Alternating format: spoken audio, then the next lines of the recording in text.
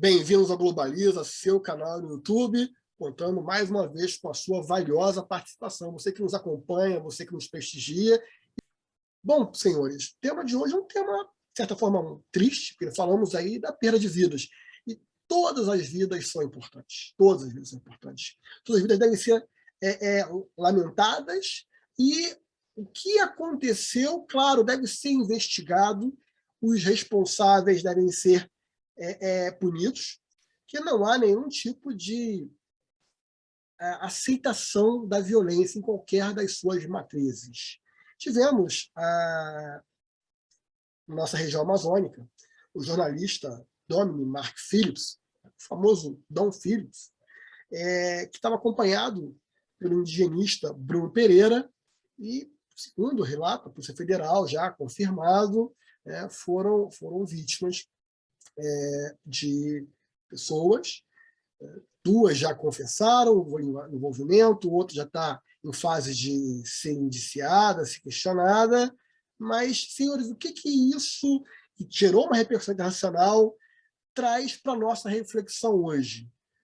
Começo por você, Calazans, que é um humanista, é um preocupado com a ciência penal, e pode falar um pouco sobre os reflexos, tanto jurídicos, quanto políticos, quanto de própria visão do país no exterior em relação a isso. Vou sintetizar uma história aqui. 1992, hein? Faz tempo, em 30 anos. Eu estive em Belém, fiquei 45 dias em Belém, e tive lá contato com um grande amigo. Nós estávamos compartilhando uma missão ali em Belém, e esse meu amigo ele é suboficial da Força Aérea Brasileira, e a vida toda, a carreira toda dele foi servir no Nordeste e no Norte do país. Ele pertencia ao CAN, ele era mecânico de aeronave, pertencia ao CAN, Correio Aéreo Nacional, que é uma concepção da Força Aérea Brasileira que dá apoio principalmente na Amazônia. E ele tinha essa missão, então ele voou muito na Amazônia. Ele contou uma história muito interessante para mim. Calazans não foi uma vez, duas vezes, várias vezes. Ele, como militar da Força Aérea Brasileira, pousado em algumas tribos, algumas regiões, ele, como militar, não tinha acesso a certas tribos indígenas, não podia chegar nem conversar. E os índios de determinadas tribos não falavam português, uns falavam alemão, outra tribo falava francês, ou seja, falava língua internacional. E ele era impedido por estrangeiros. Ele me trouxe em 92, ele me trouxe essa informação de uma forma muito espantosa, ele mesmo indignado. E no seu último mandato, o senador Magno Malta, senador pelo estado do Espírito Santo, ele foi no Senado e fez a mesma declaração, que ele ficou indignado. O senador Magno Malta, muito, muito indignado, falou que ele esteve também lá na Amazônia, em uma determinada tribo, e ele foi, como senador da República, ele foi impedido também de entrar numa tribo por estrangeiro. E ele ficou indignado. Tá? E aí nós temos, em 1988, a morte de Chico Mendes, que teve uma repercussão internacional muito grande. Em 2005, a freira lá, a Dorothy Stam. E agora, esse outro caso aqui. Tá? Então, nós temos ali na Amazônia, tá? Não dá para analisar esses casos de uma forma isolada. Para mim, esses três casos que eu citei, dentre outros, eles têm uma conexão. E essa conexão, ela apresenta um buraco, mas muito, muito, muito mais profundo. Nós precisamos saber o que é que está acontecendo na nossa Amazônia. Como eu tenho referência em 92, 2005 e assim por diante. O que o senador poderia ter feito a esse respeito, eu não sei. Então, não dá para analisar o caso Dom, o caso Bruno, sem que sentimento, algo mais profundo em termos internacionais. Ontem, nós estamos gravando esse programa dia 18, ontem o presidente da República disse que esse jornalista inglês estava lá sem autorização. Aí eu pergunto, não tinha autorização? Tinha que ter autorização de quem? O que ele estava fazendo lá? E o presidente da República faz outra declaração. Ele sabia que lá era muito perigoso. Ele foi informado disso. Agora, perigoso? Que perigo é este? Eu gostaria de saber. mais do que uma declaração, é um questionamento de tudo isso que eu sei, que, apesar de tudo, ainda é pouco para ter uma resposta daquilo que eu penso sobre a Amazônia e esse caso específico. Perfeito, Calazans. Câmara, as reflexões, as ponderações do Calazans são interessantes e até um certo denuncismo em relação a isso. Por que o presidente diz que qualquer parte do nosso território demanda alguma autorização prévia de circulação? Se é algo perigoso, por que o poder público federal, estadual, municipal, sem tirar e nem impor nenhuma responsabilidade, não entram em campo para atuar, para pacificar essa área? Então, será que nós teremos a Amazônia, uma situação similar ao que temos nas favelas do Rio, de São Paulo, onde a polícia é proibida de entrar? Proibida não só por ordem do Supremo Tribunal Federal, mas proibida porque eu tenho ali uma própria comunidade que protege, em certa medida. Isso é um tema polêmico, um tema complexo, mas são mazelas sociais muito graves. A Amazônia está se transformando numa terra de ninguém? Bom, Fábio, evidente que o relato que nos passou o Calazans é importantíssimo, né? Traz uma luz, um farol muito interessante. Meu ponto de vista é que, sim, a Amazônia se transformou, é um lugar perigoso há bastante tempo. Esses fatos todos que muito bem trouxe o Calazans remontam a 2005, antes até, e isso não é um fato correspondente ou pertinente a esta época, nem a este ano, nem a este governo. Então, infelizmente, aconteceu isso com um nível de maldade assim, assustador. E há claramente um uso político disso, a gente percebe, porque tinham vilas ali que estavam sendo ainda, enfim, culto que existiam nacionalmente, tinha um estrangeiro ali, um inglês, um britânico, e aí já estava-se, as notícias que a gente via, esses sites e tudo, já estavam depositando a culpa no governo federal. É isso que eu não consigo aceitar nem entender, porque isso não é pertinente, nem é, digamos, aderente apenas a este governo. Isso vem de muito tempo. A gente lembra que a pobreza no Nordeste era explorada politicamente. Isso nos anos 70, 80, até antes. O atual governo fez um trabalho muito interessante lá no Nordeste. Eu acho que a Amazônia, com isso, passa a ser o novo Nordeste. Quer dizer, é na Amazônia que está hoje a grande, digamos, luta para a demonstração de virtude, né? Proteção ao índio, tudo isso. Então, existe ali regiões que são intocáveis. Talvez por isso que a gente não consiga estabelecer um controle policial ali. São verbalizados mundialmente como proteção do índio.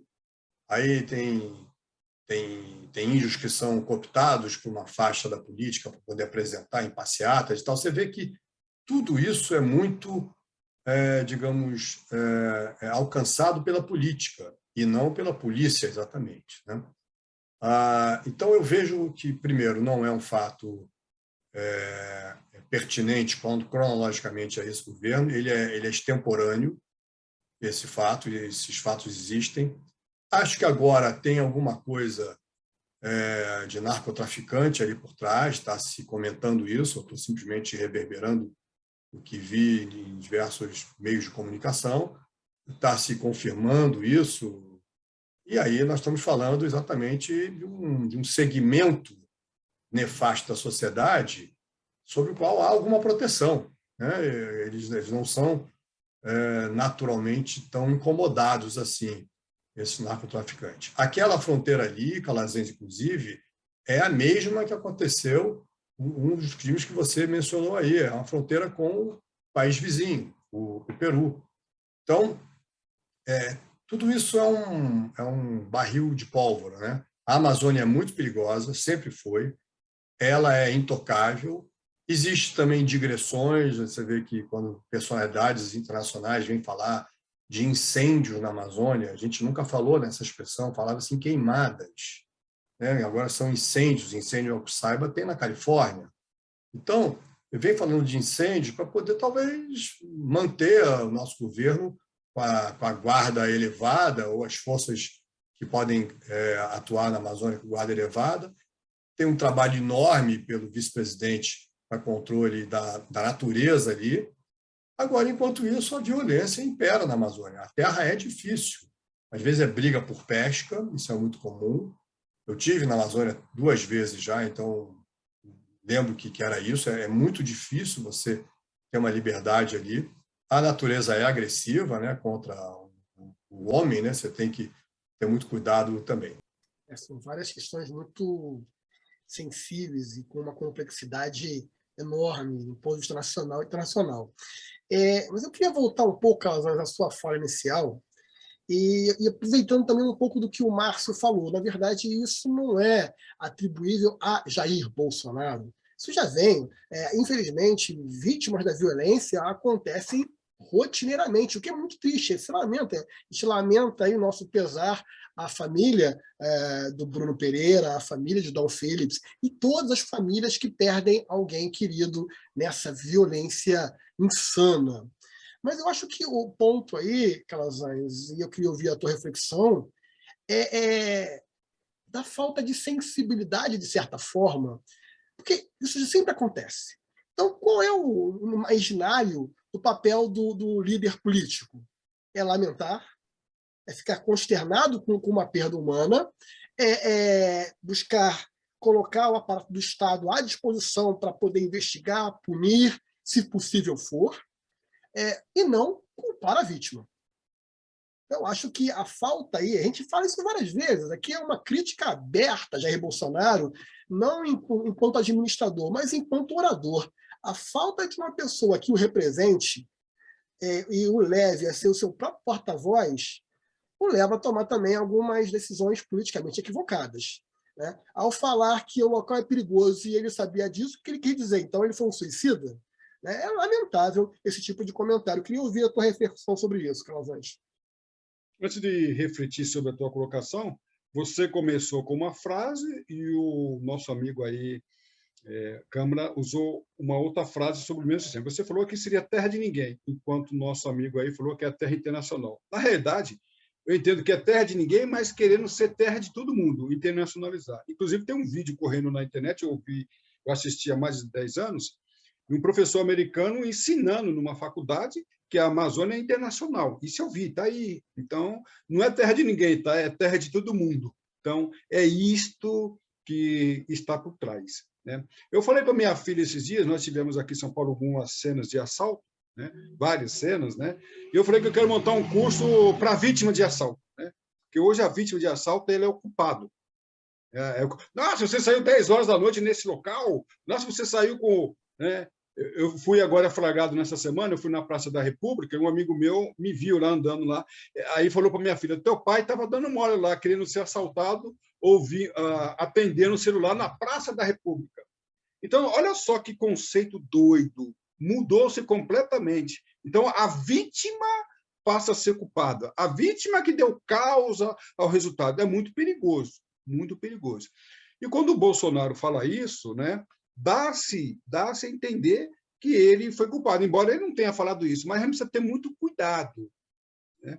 Mas só alertar que antes mesmo do Bolsonaro falar isso, e até antes mesmo que houvesse um clamor internacional, esses artistas aí de carpete, que não sabem que é a Amazônia, nunca foram na Amazônia e fala de tudo, né? Vários artistas se uniram aí, conclamando para que o Bolsonaro tomasse uma decisão. Antes desses artistas de carpete, né, fazer os seus clamores, o Bolsonaro já tinha deslocado o Exército, a Marinha e a Aeronáutica, além da Polícia Federal. Então, a Aeronáutica já tinha dado apoio com seus helicópteros, fazendo voos lá, antes do clamor. Então, não houve uma omissão do governo federal. Mas a declaração dele foi infeliz, descontextualizou e anulou tudo aquilo que ele fez de bom. Infelizmente, ele fez isso. Ele precisaria aí um portador, né? Um porta-voz, né? Um portador para que pudesse se comunicar melhor do que ele. Eu acho que o problema foi mais de comunicação do que omissão. Eu concordo.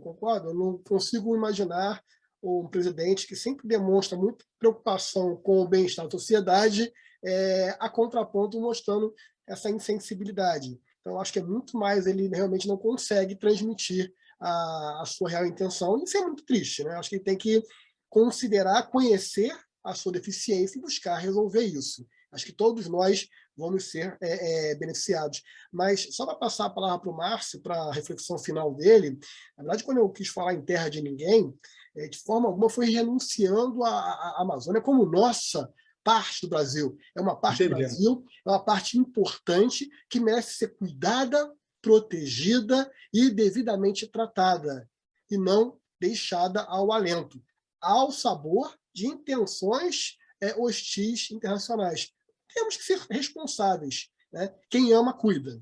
Então, nós amamos a Amazônia, devemos cuidar dela, de todos que ali estão. E ali não há um local que deve ser proibido, nem por força indígena, respeitando as reservas, mas ainda assim estão no Brasil, e muito menos por garimpeiros ou agricultores. Inadmissível violência. Violência deve ser combatida. Câmara, feito esse meu disclaimer aqui sobre a terra de ninguém, o Calazans muito bem observou, mas o contexto foi muito mais uma retórica do que um sentimento de desprezo, ao revés. Eu queria todas as considerações finais sobre esse tema tão lamentável, que é a perda de vidas humanas num local que é dentro do Brasil, e isso nos afeta. Bom, Cama, agradecendo tanto ao Calazans, agradecendo a você, vou passar para as suas considerações finais. Tá certo. Bom, é um ótimo tema, né, que a gente debateu agora. Eu só queria destacar que a violência que impera na Amazônia há bastante tempo, né, há décadas, ela também é vítima desse novo globalismo, né, uma nova ordem mundial que está se buscando implementar aí, sobretudo pelos países que são mais progressistas, né? E essa ordem mundial significa, enfim, passar por cima do nacionalismo e você ter, então, temas tratados de maneira globalista, né? E aí você tem terra de ninguém, né? Exatamente como foi dito. Quando todos mandam, ninguém manda, né? Você tem ali vários idiomas sendo falados na Amazônia, já de muito tempo. Você tem muitos estrangeiros ali, a pretexto de proteção aos índios. Você tem territórios ali, como o Calazans colocou, que nós não podemos entrar. Então, a Amazônia já é internacional na prática, né? Já é globalista um pouco. E aí a violência pode ter crescido um pouco em razão disso também. Então, acho que esse é um tema muito importante, atual e antigo, né? Desde 70 que se fala, a diplomacia tem que lutar contra a tentativa de internacionalizar a Amazônia. E isso continua até os dias de hoje. Acho que foi um bom tema, quero agradecer o convite mais uma vez. Fábio, quero deixar um abraço para você, porque o Calazans teve que sair rapidamente, e um abraço a todos aí que nos acompanham, que eles tenham uma boa informação quando virem esse vídeo. Agradeço a você, agradeço ao Calazans, quero agradecer a você que nos acompanha, quero tributar uma vez mais os meus respeitos, as minhas condolências às famílias, não só a família Phillips e a família do Bruno, que perderam seus entes queridos, mas a todos aqueles que são vítimas de qualquer tipo de violência nos dias atuais. Eu acho que é um dever nosso estar sempre aqui vigilante, alerta, e ser contrário a isso, esperar que o Estado possa fazer o seu dever, que é investigar, julgar e aplicar a justiça a todos aqueles que fogem à lei. Muito obrigado a todos. Até a próxima.